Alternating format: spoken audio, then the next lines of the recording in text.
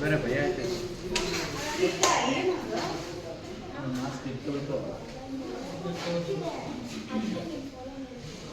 ಸ್ಕೂಲಲ್ಲಿ ಆಡೋಕ್ಕೆ ಗೊತ್ತೈತೆ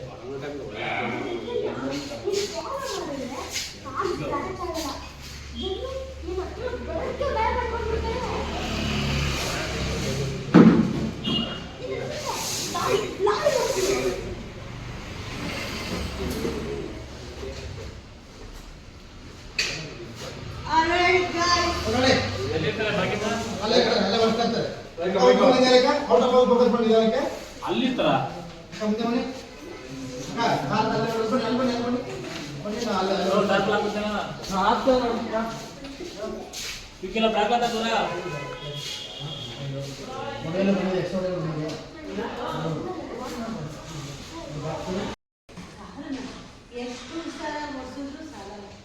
ಏನಾದ್ರೂ ಒಂದು ಇದ್ದಲ್ಲಿ ಹಾಗೆ ಆಗುತ್ತೆ.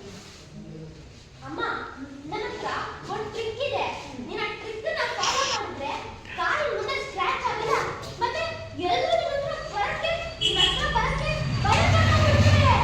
ಹೌದಾ? ಅದೇ ಗೊತ್ತಲ್ವಾ? ಅಮ್ಮ, ನೀನು ಮುಂದೆ ಲಾರಿ ಒಂದು ಸೈಡ್ ಇದೆ. ಲಾರಿನಾ?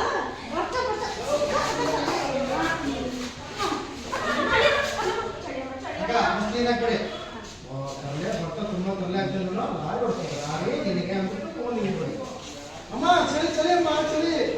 ಅವತ್ತು ನೀರು ನೋಡಿ ಇಲ್ಲ ಕಾನ್ಫಿಡೆಂಟ್ ಡೈಲಾಗ್ನ ಹಾಗೆ ನೋಡಿ ಆಟೋ ಬಂದು ಎಲ್ಲ ಕಡೆ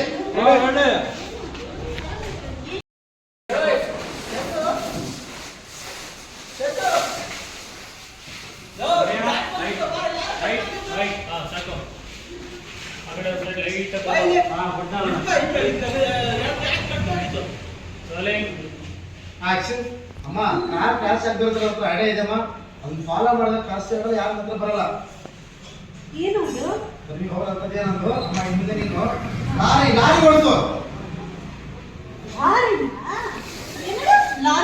ಲಾರಿ ಬರ್ತಾ ಎಷ್ಟು ತೊಂದರೆ ಆಗಿದೆ ಹಿಂಗೆ ಮಾಡ್ತೀನಿ. ನೀರು ಹಾಕಿದ್ರೆ ಅಲ್ಲ ಅಮ್ಮ ಚಳಿ ಚಳಿ ಚಳಿ ಚಳಿ ಅಂತ ಅಮ್ಮ ಬಿಡಮ್ಮ ಮುಂದೆ ಬರ್ತಿ ಬಾಬು ಬೇಗ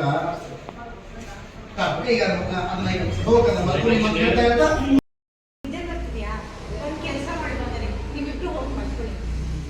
ಬೇಗ ಕೊಡ್ಸ್ಕೊಳ್ಳಿ ಬಣ್ಣ ಹೋಗಿ ಆಯ್ತು. ನಿದ್ದೆ ಬರ್ತಿದ್ಯಾ? ಒಂದು ಕೆಲಸ ಮಾಡಿ ಬಂದರೆ ನೀವಿಬ್ರು ಹೋಗಿ ಮಾಡ್ಕೊಳ್ಳಿ. ನಮಸ್ಕಾರ.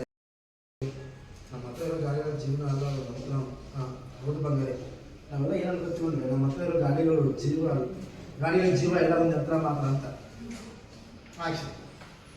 ಹೌದು ಬಂದರೆ ನಾವೆಲ್ಲ ಏನು ಅನ್ಕೋತೀವಿ ಹೇಳು? ನಮ್ಮ ಹತ್ರ ಇರೋ ಗಾಡಿಗಳಿಗೆ ಜೀವ ಇಲ್ಲ, ಅದು ಬರೀ ಯಂತ್ರ ಮಾತ್ರ ಅಂತ. ಖಂಡಿತವಾಗಲೂ ಆ ಥರ ಅಲ್ಲ, ಅದು ನಮ್ಮ ಜೀವನದ ಒಂದು ಭಾಗ. ಆದರೆ ಖಂಡಿತವಾಗ್ಲೂ ಆ ಥರ ಅಲ್ಲ, ಅವುಗಳು ನಮ್ಮ ಜೀವನದ ಒಂದು ಭಾಗ. ನಮ್ಮ ಗಾಡಿಗೆ ಒಂದು ಸಣ್ಣದಾಗಿ ಯಾವುದೂ ನಮ್ಮಲ್ಲಿರೋ ಭಾವನೆಗಳು ಏರಿತಾ ಇರ್ತದೆ. ನಮ್ಮ ಹತ್ರ ಇರೋ ಗಾಡಿಗಳಿಗೆ ಸಣ್ಣದಾಗಿ ಏನಾದರೂ ಈ ಥರ ಆದ್ರೂ ನಮ್ಮ ಭಾವನೆಗಳಲ್ಲಿ ಏರಿಳ್ತಾ ಆಗ್ಬಿಡುತ್ತೆ. ನಾವು ಯಾಕೆ ಮಾಡೋದು ಹಾಗೆ? ನಮ್ಮ ಹೊರಗೆಲ್ಲ ಗಾಡಿ ತೊಗೊಂಡು ಒಂದು ದೊಡ್ಡ ಖರ್ಚು ಬಂದ ನಮ್ಮಂಥವ್ರಿಗೆಲ್ಲ ಗಾಡಿ ತೊಗೊಳ್ಳೋದೇ ಒಂದು ದೊಡ್ಡ ಕನಸುಗಳಿಲ್ಲ. ಎಷ್ಟೋ ವರ್ಷ ದುಡಿಮೆ ದೇವರ ಶ್ರಮದಿಂದ ನಾವು ತೊಗೊಂಡಿರ್ತೀವಿ. ನಮ್ಮ ಎಷ್ಟೋ ವರ್ಷದ ದುಡಿಮೆ ಶ್ರಮ ಇದೆಲ್ಲ ಇದರಲ್ಲಿ ಇರುತ್ತೆ. ದೇವರ ಶ್ರಮದಿಂದ ತೊಗೊಂಡಿರ್ತೀವಿ. ಎಷ್ಟೋ ವರ್ಷ ಬೆವರು ಸೂಸಿ ದುಡಿದು ಆದ್ರಿಂದ ಕಷ್ಟಪಟ್ಟು ಇದನ್ನ